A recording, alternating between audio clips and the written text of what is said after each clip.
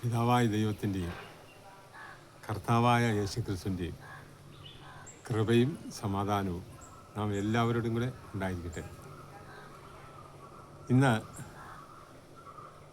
119 സങ്കീർത്തനം 65 മുതലുള്ള 72 വരെയുള്ള വാക്യങ്ങൾ നമ്മൾ ഒന്ന് വായിച്ച് ധ്യാനിക്കുന്നത് നല്ലതാണ്.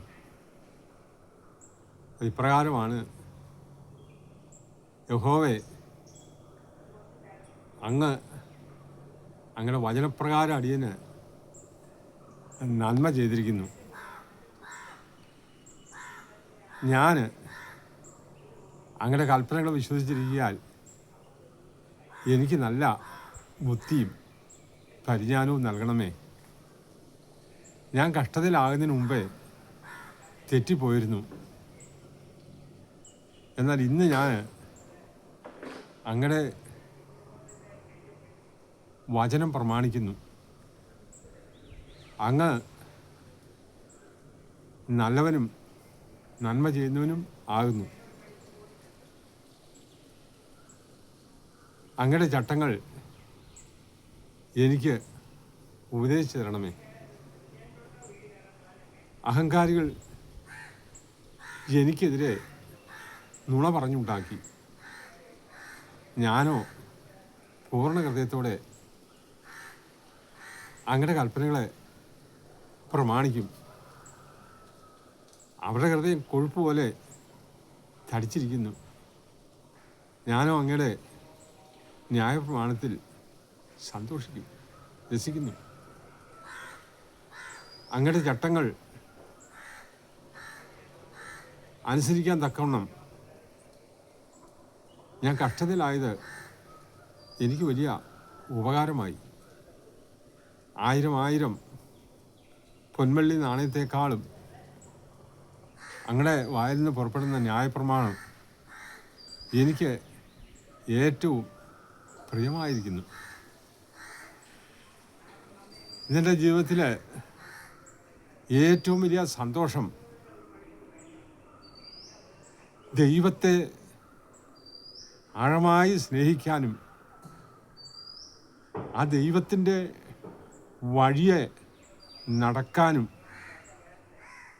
കഴിയുന്നു എന്നുള്ളത് തന്നെയാണ് എന്നെ ഈ വിധത്തിൽ പ്രാപ്തനാക്കി തീർത്തത്. കഴിഞ്ഞകാല ജീവിതത്തിൽ ദൈവഭക്തിയോടെ നടന്നു. ഒപ്പം തന്നെ ജീവിതത്തിൽ വളരെയധികം കഷ്ടതകളും പ്രയാസങ്ങളും ജീവിതത്തിൽ നേരിടേണ്ടി വന്നു. അതൊക്കെ നല്ല മനസ്സോടുകൂടി തന്നെ സഹിച്ച് മുന്നോട്ട് പോയതുകൊണ്ട് ഇന്നതെല്ലാം വളരെ സന്തോഷത്തിന് കാരണമായി തീർന്നു. കഠിനമായ ദാരിദ്ര്യവും ഞെരുക്കങ്ങൾ ജീവിതത്തിൽ നേരിട്ടപ്പോൾ അതിൽ നിന്ന് രക്ഷപ്രാപിപ്പാൻ കൂടുതൽ കഠിനമായി അധ്വാനിക്കാൻ തന്നെ കുറച്ച് തീരുമാനിച്ച് മുന്നോട്ട് പോയി. എന്നാൽ ഏതെങ്കിലും ദോഷകരമായ വഴിയിലൂടെ ഈ പ്രതികൂലത്തെ തരണം ചെയ്യാൻ കഴിയുമോ എന്ന് ഒരിക്കൽ പോലും ചിന്തിച്ചില്ല. ആ സമയങ്ങളിലൊക്കെ കൂടുതൽ ദൈവത്തോട് പ്രാർത്ഥിക്കുകയും ബൈബിൾ വായിച്ച് ധ്യാനിക്കുകയും ചെയ്തുകൊണ്ടിരുന്നു.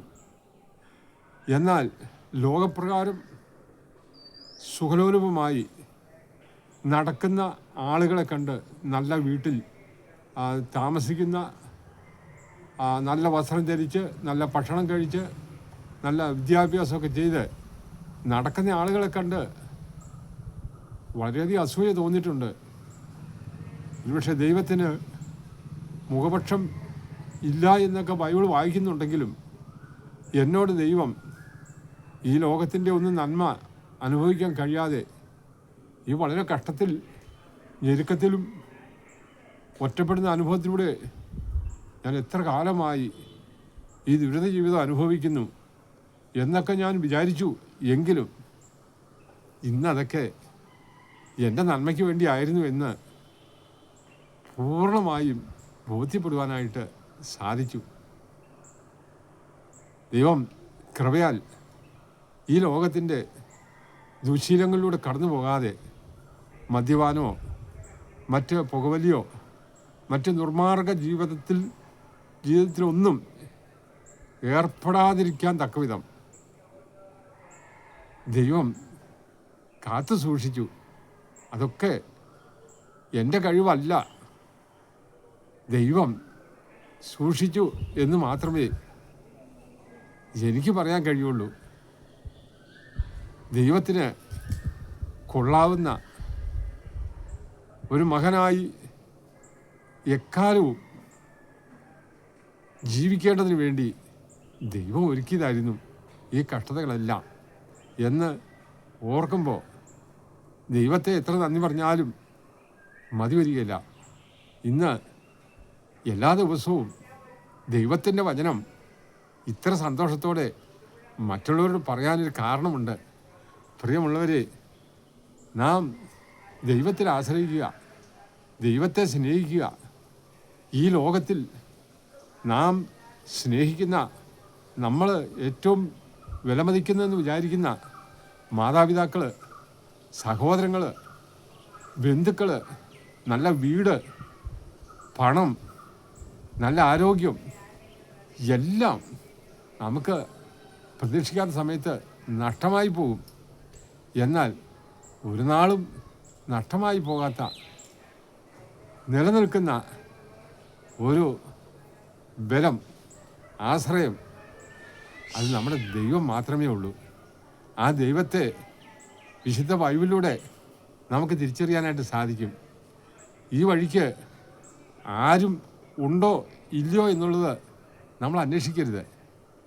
ശാശ്വതമായ അനുഗ്രഹസമൃദ്ധമായ ഒരു ജീവിതം ദൈവത്തോടു കൂടെ മനുഷ്യരുടെ ഇടയിലും നന്നായി ജീവിക്കാൻ ആഗ്രഹിക്കുന്നവർ ദൈവത്തിൽ ആശ്രയിച്ച് ദൈവവചനം ധ്യാനിച്ച് ഒറ്റപ്പെട്ട ജീവിതമാണെങ്കിലും ദൈവം കൂടെ ഉണ്ടെന്നുള്ള ഉത്തമ ബോധ്യത്തോടെ മുന്നോട്ട് പോകാൻ ദൈവം സഹായിക്കട്ടെ. അങ്ങനെ ജീവിച്ചാൽ പ്രിയമുള്ളവരെ പിന്നീട് ദുഃഖിക്കേണ്ടതായിട്ട് വരികയില്ല.